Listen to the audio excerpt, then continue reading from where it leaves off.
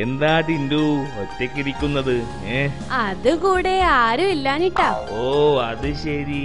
ദീപു വരട്ടെ, ടൗണിലേക്ക് ഒന്ന് പോണം. നിന്നെപ്പറ്റി ഞാൻ ഒരു സംഗതി കേട്ടല്ലോ, അതുള്ളതാണോ? ആദ്യം സംഗതി പറ. നീ ഈ ഉപദേശമൊക്കെ എവിടുന്ന് പഠിച്ചടാ?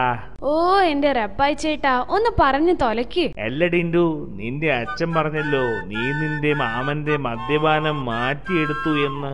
പിന്നല്ലാതെ. ഓ നിന്നെ സമ്മതിച്ചടാ. 9 വയസ്സുള്ള നിന്റെ ഉപദേശം കേട്ട് 50 വയസ്സുള്ള ഒരാളുടെ മനസ്സ് മാറിയില്ലേ? അതാണ് ചേട്ടാ ഈ ടിൻഡു. എന്താ ചേട്ടാ സംഭവം? നീ അറിഞ്ഞില്ലേ, ടിൻഡു അവന്റെ മാമന്റെ കുടി മാറ്റിയെടുത്തു പോലും. ഏതു മാമൻ?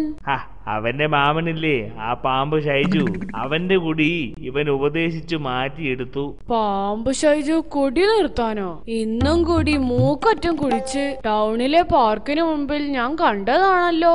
നീയല്ലേടാ പറഞ്ഞേ നീ മാമന്റെ കുടി മാറ്റിയെടുത്തെന്ന്? അതെ, ഞാൻ മാറ്റിയെടുത്തു. എന്നിട്ട് ദീപു പറഞ്ഞത് കേട്ടില്ലേ? ഞാൻ എന്താ പറഞ്ഞത്? മാറ്റിയെടുത്തു എന്നല്ലേ. ഇപ്പൊ മൂപ്പരുടെ കുടി നമ്മുടെ ഷാപ്പിൽ നിന്ന് മാറ്റി ടൗണിലെ ബാറിലേക്ക് ആക്കിയെന്ന് മാത്രം.